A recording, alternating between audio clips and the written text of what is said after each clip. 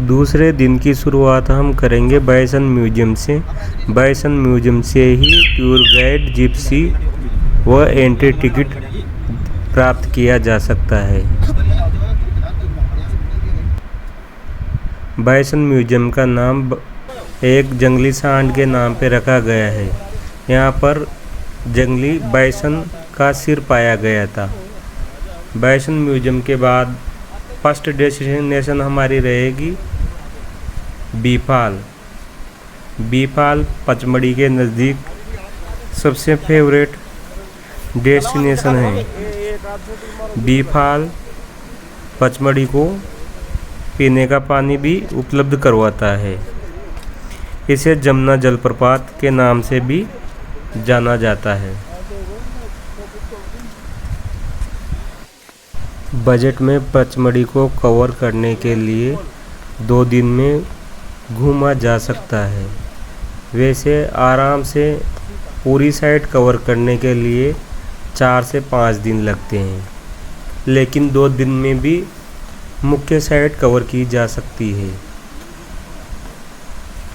पचमढ़ी में 2 दिन स्टे का खर्च, जिप्सी जिसमें 1 दिन की जिप्सी भी राइड व एंट्री फीस भी शामिल है। 2 कैंडिडेट का 10,000 के लगभग बैठता है।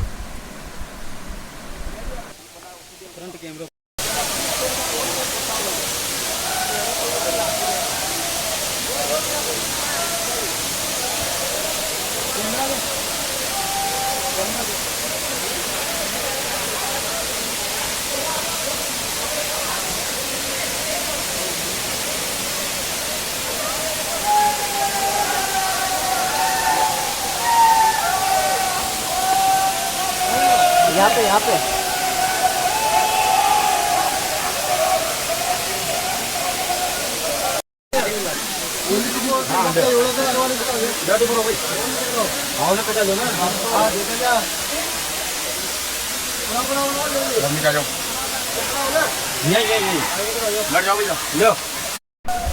बीफाल का पानी बहुत ही ठंडा रहता है और ये ऊंचाई से गिरने के कारण जब इसकी बूंदें शरीर से टकराती है तो ऐसे लगती है जैसे कोई कंकड़ मार रहा हो।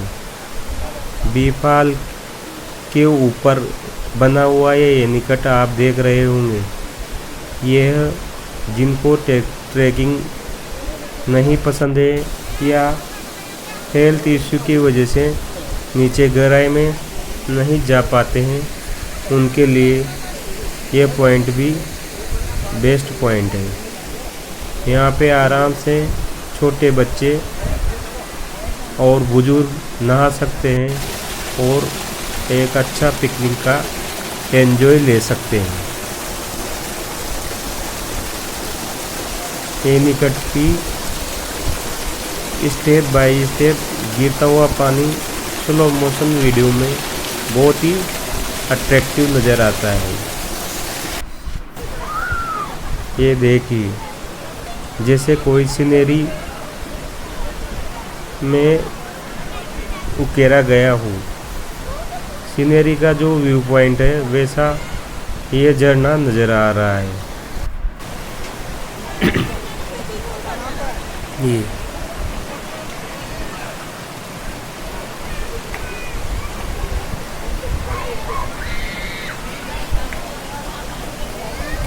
इसको कवर करने के बाद अब हम निकल चुके हैं नेक्स्ट डेस्टिनेशन अप्सरा फॉल और सिल्वर फॉल की ओर। सिल्वर फॉल अप्सरा फॉल का ही डाउन स्ट्रीम है। ये जो आप स्क्रीन पे देख रहे हैं यह सिल्वर फॉल है जो सफ़ेद दूध या चांदी की तरह चमक रहा है। ये पचमढ़ी और मध्य भारत का सबसे ऊंचाई से गिरने वाला झरना है।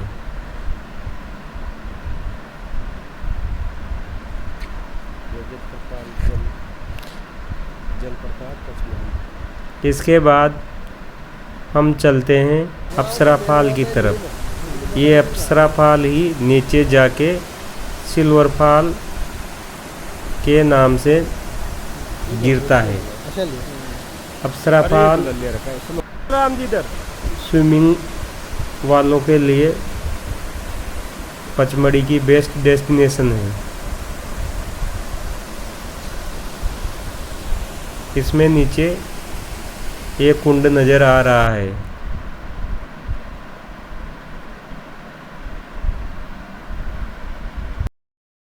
अप्सरा फॉल कवर करने के बाद अब हम निकल चुके हैं जटाशंकर के लिए। जटाशंकर महादेव पहाड़ी में नीचे गहराई पर स्थित नेचुरल शिव मंदिर है। यहाँ आर्टिफिशियल कुछ भी नहीं बनाया गया है। प्रकृति ने अपने आप भगवान शिव की जटाएं व भगवान शिव का शेषनाग और शिवलिंग प्राकृतिक रूप से बना हुआ है। यह भी 800 छोटे बच्चे और बुजुर्ग के लिए पचमढ़ी का अच्छा डेस्टिनेशन है। यहाँ विशाल गुफा में स्थित शिवलिंग है जो प्राकृतिक तौर पर बना हुआ है। गुफा के अंदर पत्थरों की संरचना सोपन वाले शेषनाग जैसी प्रतीत होती है। इसी गुफा के अस्त पत्थर शिव भगवान के उलझे हुए बाल से की तरह ही दिखते हैं, इसलिए इसका नाम जटाशंकर पड़ा।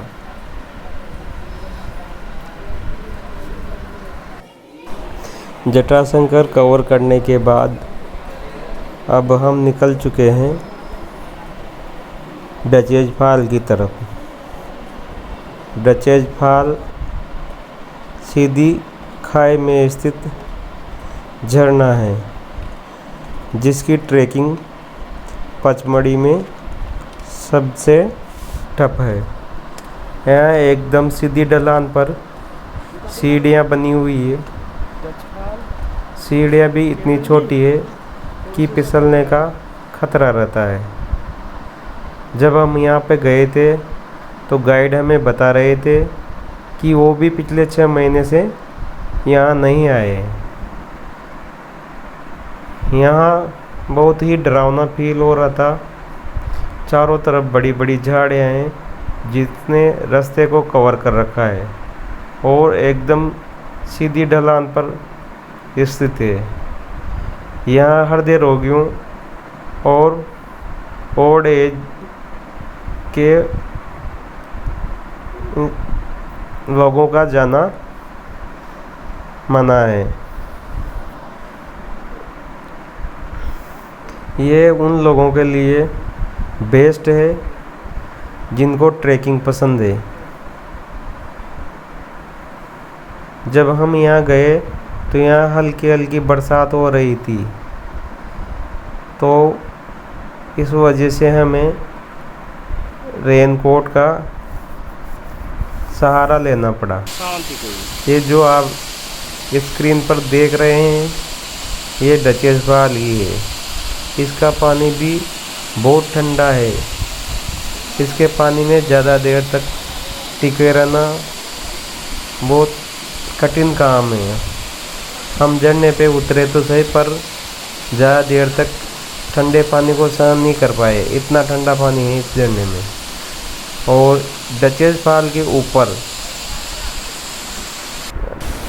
जो झरना गिर रहा है जो आपको स्क्रीन पे दिख रहा है ये एसी फॉल है। ये एसी फॉल बस थोड़ा नीचे जाते ही इसका नाम डचेज फॉल हो जाता है। इसको कवर करने के बाद अब हम निकल चुके हैं नेक्स्ट डेस्टिनेशन और पचमढ़ी और मध्य भारत की सबसे ऊंची चोटी धूपगढ़ की तरफ। धूपगढ़ के बारे में ऐसा कहा जाता है कि यहाँ पर पूरे पचमढ़ी बेल्ट में सबसे ज़्यादा सनलाइट यहीं पर रहती है और यहाँ से अंग्रेज़ों के समय से ट्रैकिंग की जाती थी, इसलिए इसका नाम धूपगढ़ रखा गया। धूप यहाँ सबसे ज़्यादा होती है, और गढ़ इसलिए क्योंकि यहाँ से पूरे एरिया पर निगरानी रखी जा सकती थी।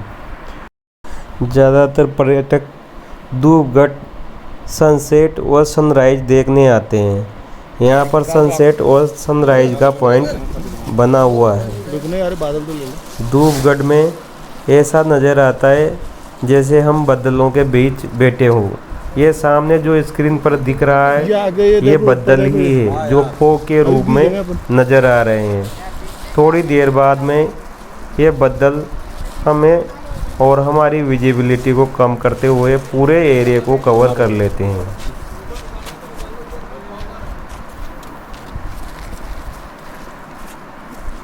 ये जो पॉइंट आपको नज़र आ रहा है सबसे ऊंची चोटी ये सतपुड़ा की, ये सनराइज देखने के लिए